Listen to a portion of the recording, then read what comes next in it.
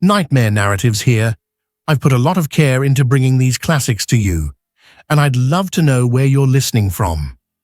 Feel free to leave a comment, and if you're enjoying this, a like would mean a lot.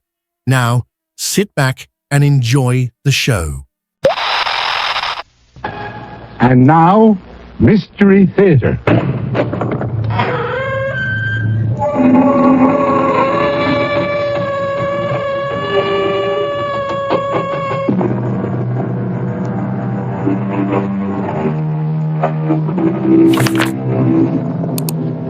Come in. Welcome. I'm E.G. Marshall. Welcome to the exciting world of your own imagination. The law says, thou shalt not kill. And that's the law most of us openly acknowledge. Yet, there are other laws and drives that stir primitive, long-forgotten urges, instincts, laws that raise murder from the worst of sins to the most satisfying of deeds. Hey, please, let me go. Oh, no. I've got you now, Jim. You have no reason to kill me. We're friends. It's nothing personal, Jim. Why? Why do you want to kill me? A hawk kills a rabbit. Why? Because he has to. It's the law of nature. Frank, you're crazy. Put away that knife. I'm a natural man, Jim. I'm only obeying the law of nature. Kill me!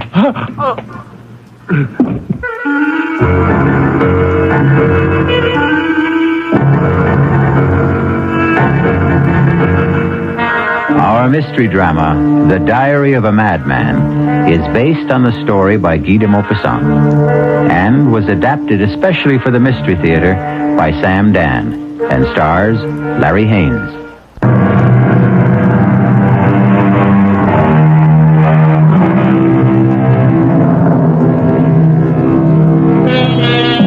Homicide is illegal, immoral, and a mortal sin. We condemn and punish the murderer. And yet, from time to time, doesn't an entire nation rise up in righteous anger and slaughter another nation? And so, there are those who, naturally enough, ponder the question. If it's noble to kill for one's country at wholesale, why is it base to kill for oneself at retail? These are the thoughts that occupy the mind of a tall, well-dressed, dignified gentleman. He's walking down a deserted street very late one night in the early summer, some 25 years ago. As he passes a darkened doorway, he hears a gasp. What a relief. I beg your pardon. Oh. Is something the matter, miss? Yeah. Oh, it's only you. Me? Yeah, you. I don't believe we know each other, Miss... Wilson. Darlene Wilson. Oh, my glad it's you. I'm afraid I don't understand. Well, you see, I took this job at Benji's Diner. My first night at the job. You know the place? No, I can't say that I do. We'll never go there. Oh, what a bunch of creeps. Anyhow, somebody said this street was a shortcut to the bus stop. And I was walking down the street and I heard these footsteps coming up right behind me. Well, wouldn't you be scared if you was me? Well, I suppose. Oh, I got so scared. I tried to hide in this doorway. Oh, and it turned out to be you. Well, I'm sorry I frightened you. Oh, forget it. You're just the kind of person somebody would like to see on a lonely, deserted street late at night. Really? Why? Well, you're so well dressed. Is that all? Well, look. Is it okay if I walk with you as far as the boulevard? I guess it's pretty safe there. Yes, of course. Do you mind if I ask you something? Please do. I really shouldn't ask strangers such questions, but what's a person like you doing in a neighborhood like this, anyhow? I was looking for somebody. Down here? Yes. What kind of person will you be looking for in this part of town? I mean, it's none of my business. Well, in a sense, it is your business. It is? How? Because, I happen to be looking for a person like you. What? What did you say? Person like you. What are you talking about? You see, I have a certain urgent need. Now, listen here, mister. If I was that kind of a girl... No, Darlene. It's obvious you are not that kind of girl. Well, then, what do you want from me? I want your life, Darlene. What are you saying? No, please, get out of my way. Oh, no, Let Darlene. go of me. Let go. No, I can't, Darlene. You can't kill me. I never did anything to you. No, of course not. I don't even know you. There's nothing personal in this, Please, Darlene. I'm scared. Please leave me alone. Please, don't struggle. I won't hurt you. Please. It'll be over very quickly. I don't want to die. Don't, please.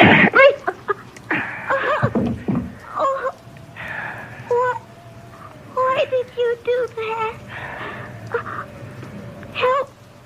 Help me, please. Somebody, help me. Some maniac. I'm not a maniac, Darlene. To kill is to obey the law of nature. Nature commands all of us to kill.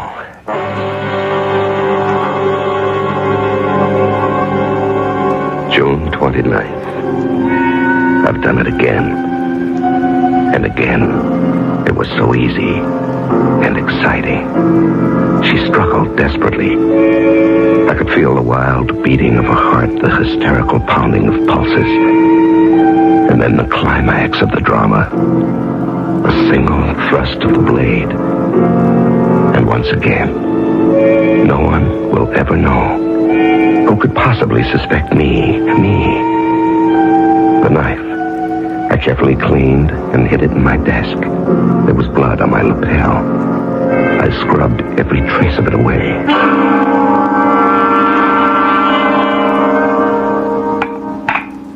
Morning, Frank. Good morning, dear.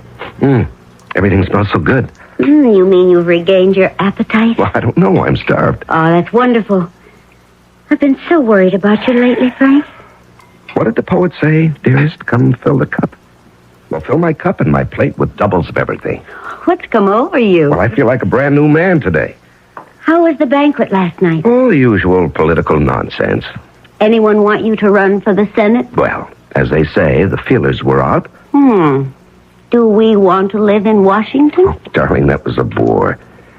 I made an excuse and left early. Oh? Where'd you go? Oh, out for a stroll. One of your long walks? Clears the mind. Doris took your coat to the cleaners. The lapels were all wet. Yes, I tripped and fell to the pavement.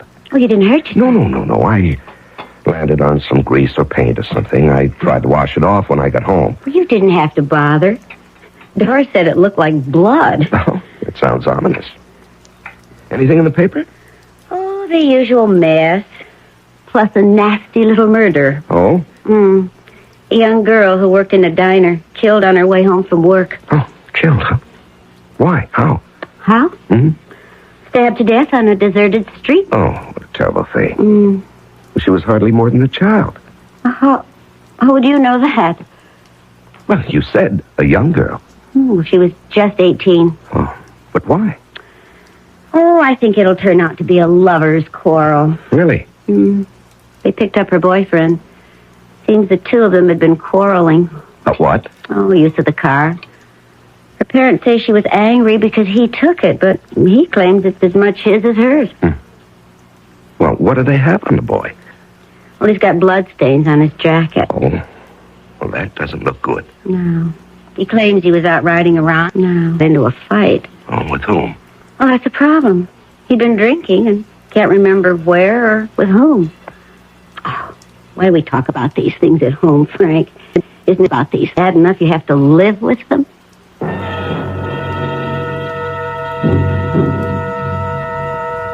June 30th. Although I'm completely above suspicion, I can't afford to be careless.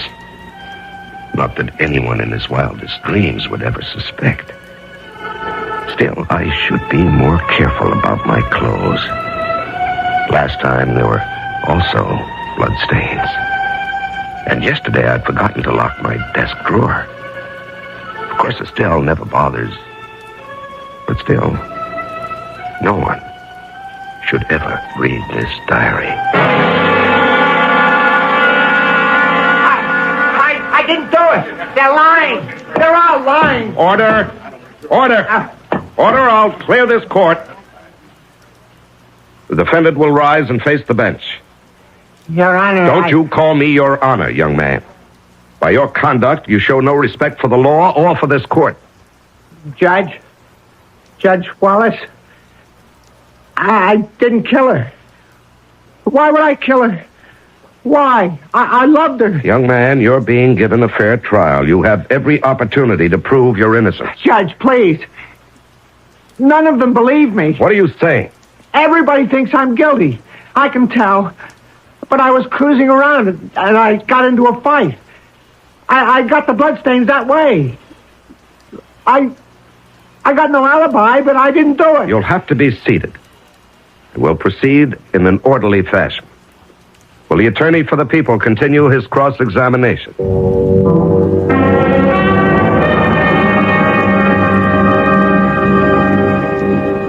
Aren't you going to finish your steak, Estelle? You mean you still have room for more? I'm always this way when I'm trying a case. Well, it must take a great deal out of you. Yes, especially this one. Why this one? Oh, I don't know. Frank, that boy's innocent. Estelle, that's for the jury to decide. No, not completely. It's for you to decide. I think you've decided. How can you say that? By the way you're handling it. Please, Frank, you may not be aware of it, but... Aware of what? Well, you're favoring the prosecutor. Now, that's ridiculous. Well, then, it has to be my imagination. I don't understand why we're even talking about this. We never discussed my It's case. just that. Estelle, you're actually pale. What is it? I'm convinced that boy is innocent. Well, if he is innocent, he'll be acquitted. But you know that isn't true. The innocent don't always go free, and the guilty aren't always punished. Estelle, I've never seen you like this before. I know, and I just can't account for it. But I have this conviction. That boy is absolutely innocent. Darling, there's evidence. I don't care about evidence. Now, that's irrational. Well, what can I do? I know. Don't ask me how. I just know. That boy is innocent. Well, then there's every chance the jury will agree with you. No, Frank. That's what makes it so terrible. I don't think the jury will agree with me. I had killed before, but this was the first time somebody was going to pay for it, so it was doubly exciting. I had not only killed her, but in a very real sense, I would also be killing him. He was doomed. I could tell. They didn't like the boy. I could read the verdict in their faces. And so I went out of my way to give them the kind of charge that would be as favorable to the defendant as I could make it, because I knew that nothing could save him. They stayed out a whole day, all night, and the better part of the next morning. There was never any doubt in my mind.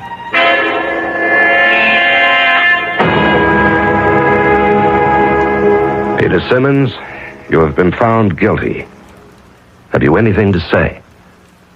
I was brought up to believe in God and to believe in justice. And I can tell you, there's going to be justice one day. Not today, but one day. And the person who killed Darlene will never be forgiven.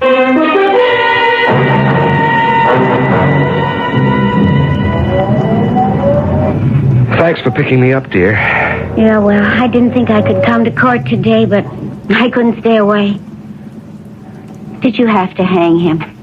Darling, it was out of my hands. Mm-hmm. The jury wants him executed. There was no recommendation for mercy. Do you think he's guilty? We don't think about these things, darling. We hold a trial and hear the evidence, and the jury decides. Therefore, he's guilty. Well, I still say he didn't do it. I'm sorry. I heard your summation. You were obviously on his side.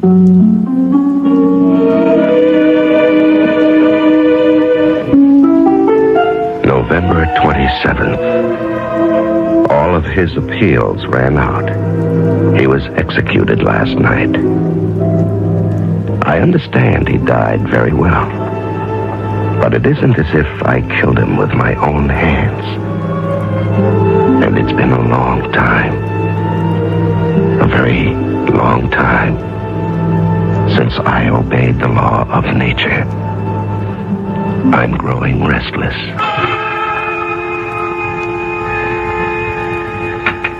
Oh, honey, I took so much trouble with that chicken. You haven't even touched her. I'm sorry, dear. Oh, you're out of sorts tonight. Actually, honey, you haven't been yourself all week. You've been working too hard. I had a headache. Oh, well, why don't you lie down? No. I think I'll take a walk.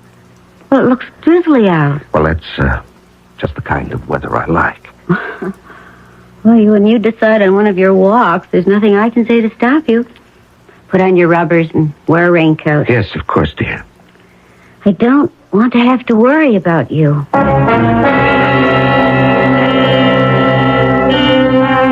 Walking may be good for some people, but it can be extremely hazardous for others, especially for someone who might just happen to run into Frank Wallace. As Frank walks calmly through the rain-soaked streets, he sees a short, slight figure just up the block. And once again, there is the quickened pulse, the rapid heartbeat, the flushed face, and Frank's fingers tighten around the knife in his pocket. We'll be back shortly with Act 2.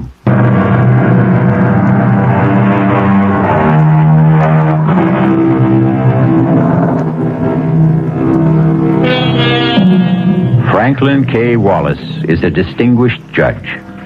He's a credit to the community and an ornament to his profession. So what is he doing out late at night on a dark street in a drizzle and fog with a knife in his pocket? Moving swiftly toward a man who is walking just ahead of him. What?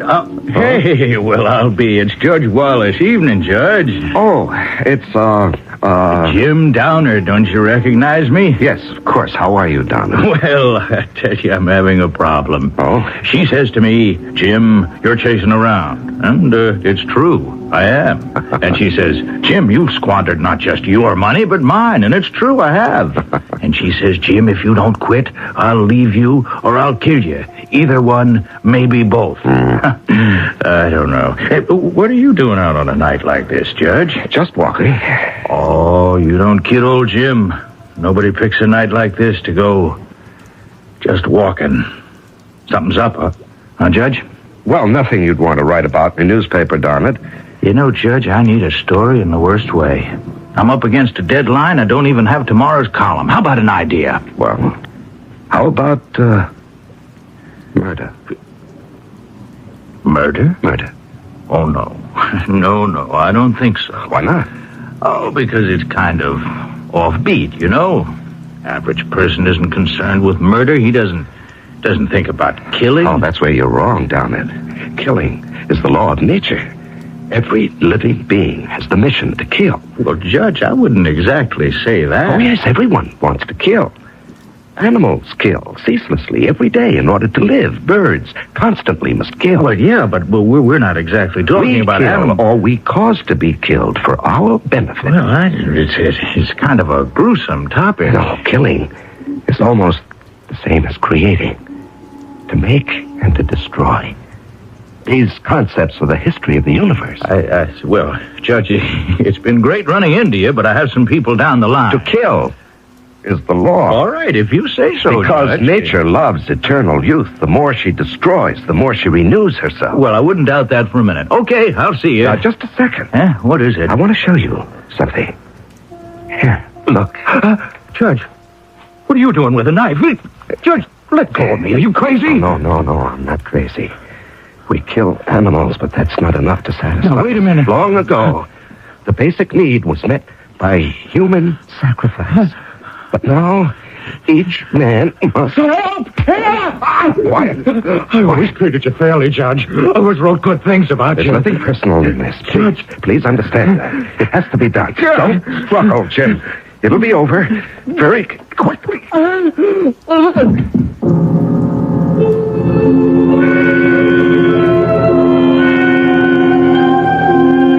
Was he dead? I thought I heard someone coming. His scream may have been heard by someone, the police maybe. If he wasn't dead, I was doomed.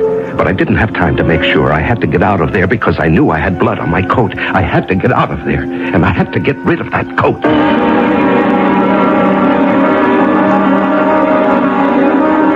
Frank, where's your coat? Still, I don't think you're going to believe me, but I gave it away. You what? Yes, you know the legend of the rich man who gives his coat to a beggar? Well, I ran into some poor derelict, and I just gave him... Frank. What a generous thing to do. Well, not really. The coat was getting old, and I was getting tired of it. And I never really liked it. Oh? Let me tell you the latest news. Mm-hmm. Jim Downard, the political columnist on the Herald. Yes? What about him? Well, he was found stabbed on the street. Oh, no. Uh-huh. Is he dead? He's in a coma. Oh. He was unconscious when the police picked him up. Evidently, he'd been attacked. He'd been screaming for help. Well, will he recover? Well, the police are convinced he'll be able to identify his attacker, but, well, he has to regain consciousness. Yes. Still. Mm-hmm. I'd like to go to the hospital. I'd like to see him.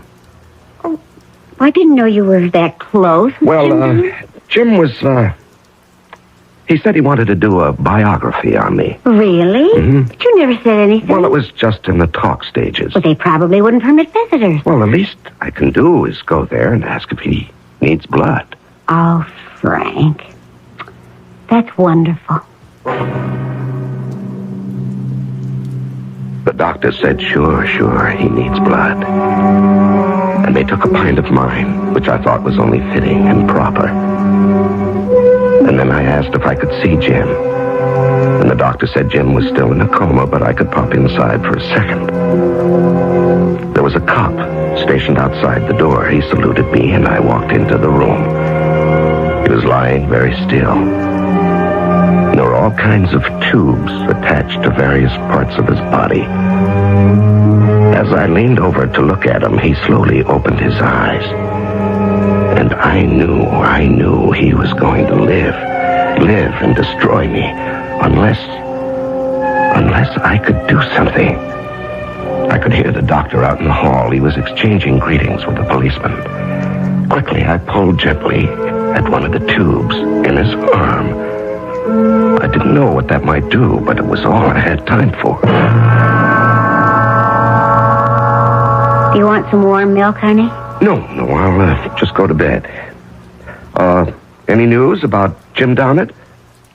Sorry to have to tell you this, Frank, but came over the radio a few minutes ago. Jim Downard is dead. Oh. They said he never really had a chance. January 20th. I had discovered something else. In addition to the thrill of killing, there is also the exhilaration that is felt by the victim. Nature is kind. She also gives the one who is doomed the feeling of the drama. I know, because for several hours last night, I could have been a victim. Had Jim Downard lived, well, it taught me a lesson. I should raise the stakes. I shouldn't be so invulnerable. After all, if I am absolutely 100% safe, where is the thrill? Morning, darling. Ah, I see you've prepared a big breakfast. You know, it seems to me that every time there's been a murder, you eat a big breakfast the following morning. Oh? How do you account for that? Well, how do you account for this?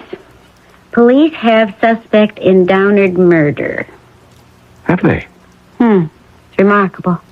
It only happened late last night, and they have their man a few hours later. Darling, he's not exactly their man. He's just a suspect. Well, they don't say, but they hint pretty strongly that the evidence against him is rather heavy. Well, now, that's for a jury to decide.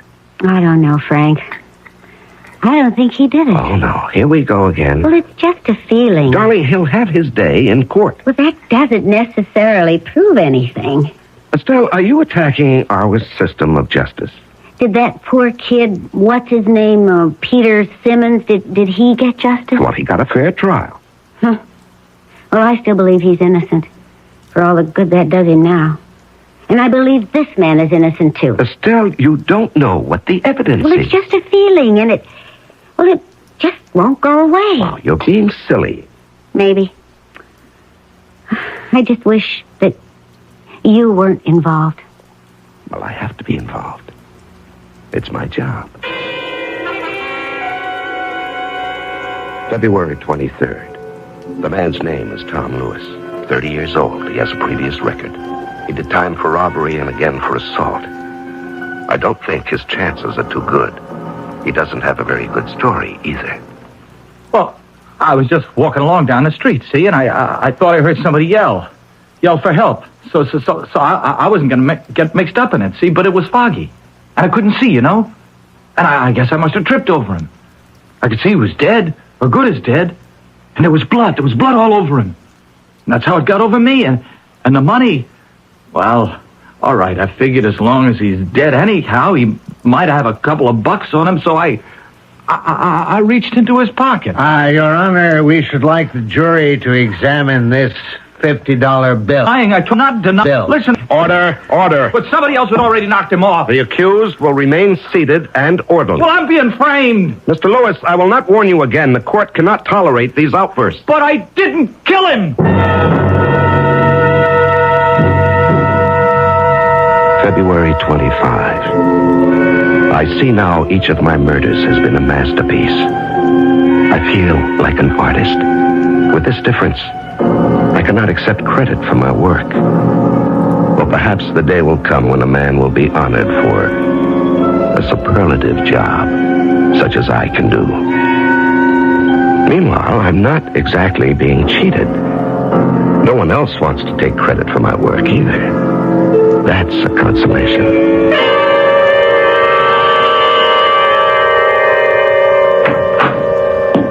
Estelle? Yes, Frank? Well, now, what are you doing sitting here in the dark? Is it dark?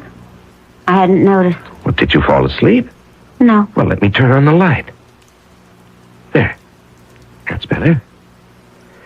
Well, what a day. Did you hear about it on the news? No. The boy. He isn't doing his case much good with all those outbursts. Would you like to go somewhere for dinner? I don't feel like eating out. Oh, well, that's all right. I just assumed. The truth is, I don't feel like eating at all. What's wrong? That's a good question. How can I answer it? Estelle. I don't have the faintest idea of what to say or what to think. About what? About everything. Darling, I wish I knew what you were talking about. But there's really nothing I have to tell you. You're the one who has to tell me. I always tell you everything. I was paying the bills today. Oh, well, that's enough to get anybody down. And, I ran out of blank checks. Oh? I remembered Yes. that you always have an extra book of checks in your desk drawer. Oh, But you always keep it locked. yes, that's right. I do. I thought, maybe this time, you might have left it open. Estelle, I never go through your things. We always respected each other's privacy. But the drawer just happened to be open. And I found this little book. And, did you read it? Yes. Yes, Frank, I read it. Every single word of it.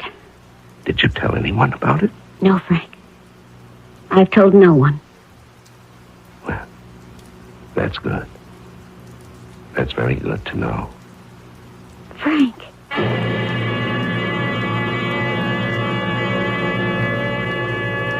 how would you like to poke innocently through your husband's desk and come up with a diary like the one you've been listening to? Well, you could say she's twice foolish. First, to find the diary, and second, to let him know it. We'll let you know what happens when I return shortly with that. Might have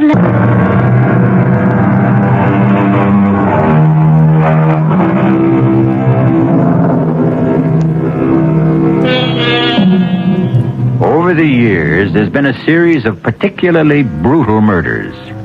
You are the wife of a distinguished jurist who has presided over most of the trials and sent the supposedly guilty to death.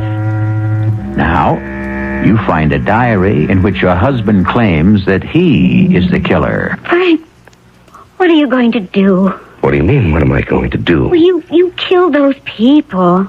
This boy, this one who's on trial now for the murder of Jim Downard, he's innocent. No, dear, he's guilty. But I just read your confession. And Peter Simmons, who was hanged for killing his sweetheart. Well, you admit you killed her. Darling, please, sit down. You're becoming hysterical. That's right, I am. I have every right to become Estelle, please, will you listen? But to what? To the truth.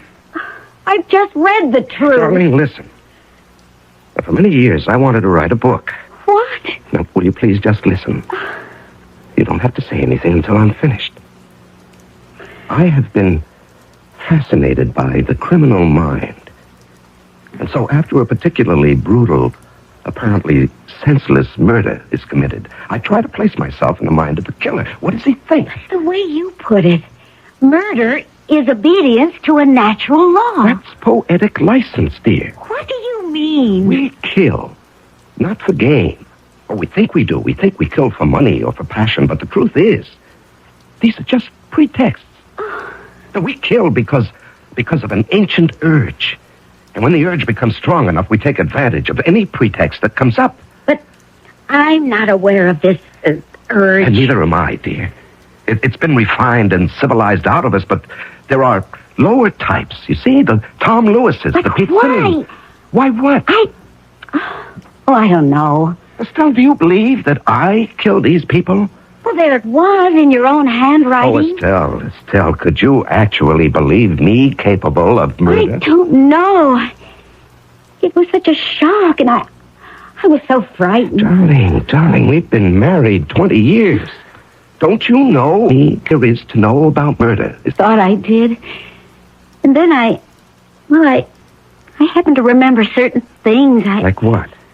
Well, though each time there's been one. What murders? You just happened to be out walking. Well, there is such a thing as coincidence. And when that girl was killed, well, you did have stains on your coat. Oh, darling.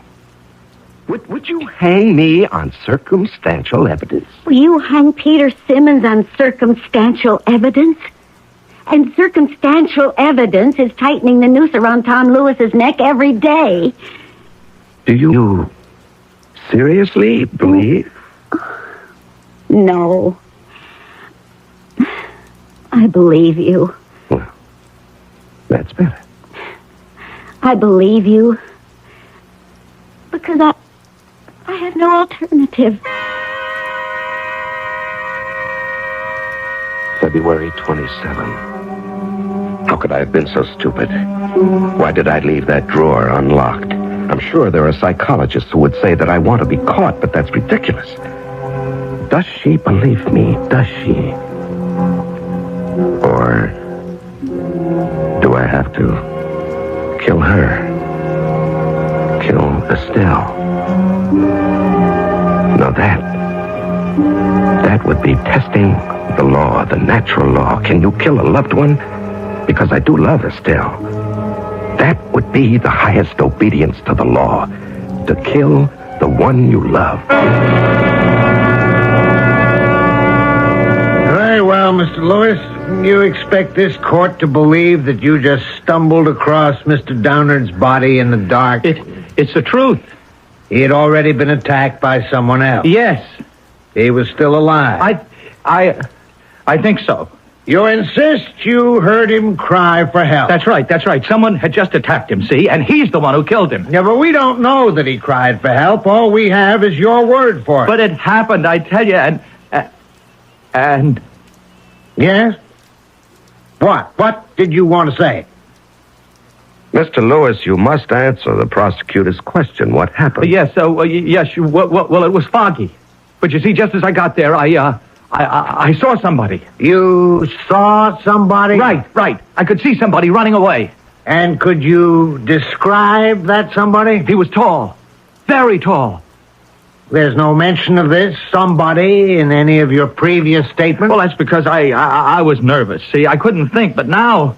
Yes? Well, now, as I go over it again and again in my mind, I remember. There was somebody, see, a tall guy. And he was running away. I mean, I can even remember his footsteps.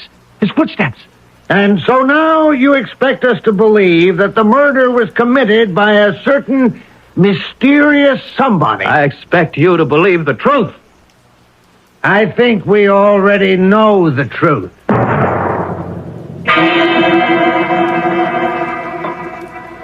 You heard about today's testimony, Estelle? Yes. He claims that a tall, mysterious stranger was running away from the scene. Yes, I know about it. I was out walking that night. And I'm tall. Exceptionally tall. Yes. And if you want to add it, I came home without my coat. Now, why would I do that? To get rid of it. And why would I want to get rid of my coat? Because of the stains, naturally. Oh, please, Frank. How are we going to live with this, Estelle? You suspect me of being a killer. I never You said don't that. have to say. I can tell by your face, by the tone of your voice, you suspect me. I don't know. I don't know what to think. Well, if you think I'm a killer, shouldn't you want to stop me? How? Even if I believe it, who would believe me? I'm sorry, Estelle. I'm sorry for both of us. I should have never written a book like that. You should never have read it. I don't know what kind of life we can have together. You'll never know the truth. But I will, Frank, I will. I found a way to determine the truth. How? How could you? The truth is in your diary. I read your diary very closely. I found a way.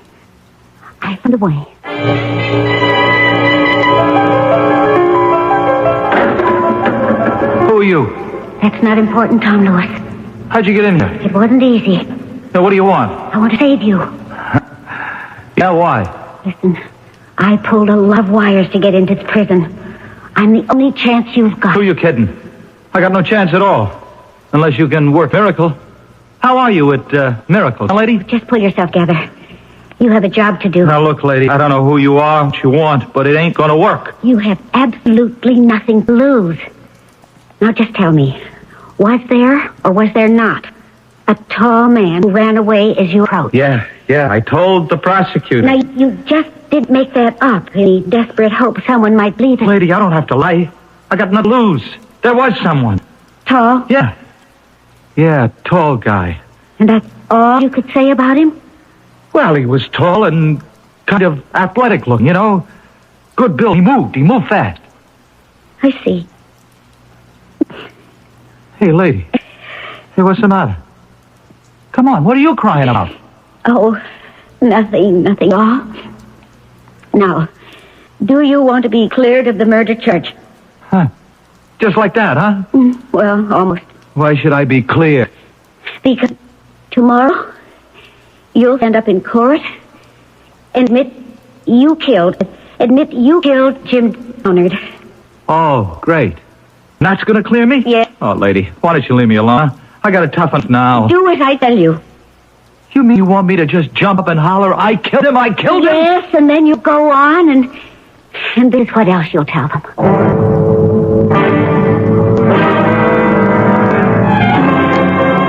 So, ladies and gentlemen of the jury, you've heard all the testimony, seen all the evidence, and now it's up to you to decide whether the accused, Tom Lewis, is guilty as charged of the crime of murder. They don't have to decide. There will be order in this court. Order. I mean, what's to decide? I'm guilty. Hey, here we say. Order. Order. The prisoner will be seated. I'm guilty. You see? I don't know what those clowns on the jury think. I killed him. I killed Jim Dunnard. I killed him, and I'm proud of it. That's it. I'm proud of it. Sure, I killed him. What's wrong with that? Everybody kills sooner or later. We're all killers, you see. I killed him because I couldn't help myself. Said be seated. Didn't you ever want to kill somebody, Judge, huh? Didn't you? I'll have you removed from this court. What do I care? I killed him. I also killed that woman last year, you know? That Darlene, right? Darlene, what's her name? I killed her. Her boyfriend swung for it. You did not. I did. I can still feel the wild beating of her heart, you see? The hysterical pounding of her pulse. And then you stab the knife. You didn't kill her. I killed her. And I killed Tom Downard. You can't take that away from me. Don't anybody try to take it away from me. Silent. I won't be silent. I killed because I had to. Had to obey the law. The natural law. Nature commanded me to kill. That's a lie. You're a cheap little punk. What would you know about nature's laws? What would an ignorant hoodlum like you know about nature's law? What an illiterate clod like you know about the dark hidden places in the human soul? What would you know about bloody imperatives of the race? I know. I killed both of them. You're a liar. You didn't kill anybody. I did. I killed Darlene Wilson and I killed Jim Downard, and I can prove it. Frank! Now you know, Hazel. Now you know I did it. They weren't cheap little crimes of passion. They were obedience to the elemental law. You know that's the truth, Estelle. Show them the book. Show everybody the book.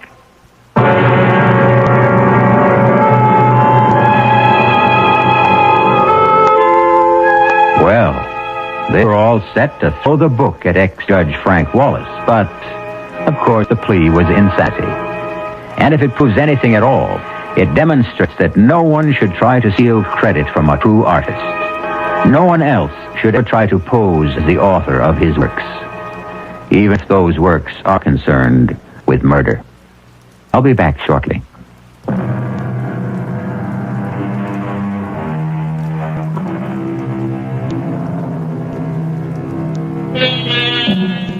You've heard him say, murder will out. It's supposed to mean that murder cannot be hidden.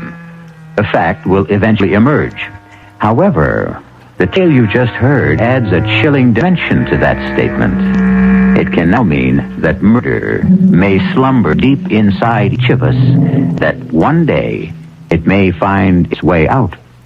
No, that won't do. Better enjoy murder vicariously with us.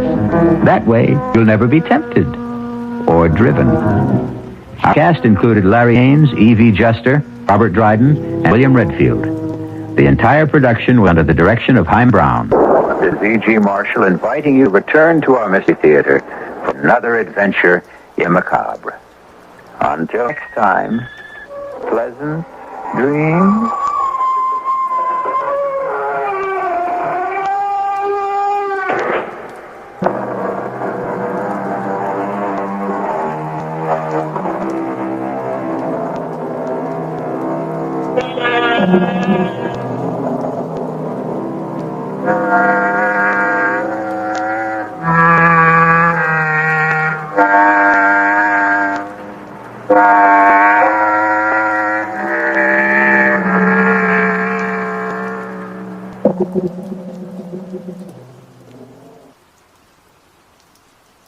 I'd love to know where you're listening from. Feel free to leave a comment, and if you're enjoying this, a like would mean a lot.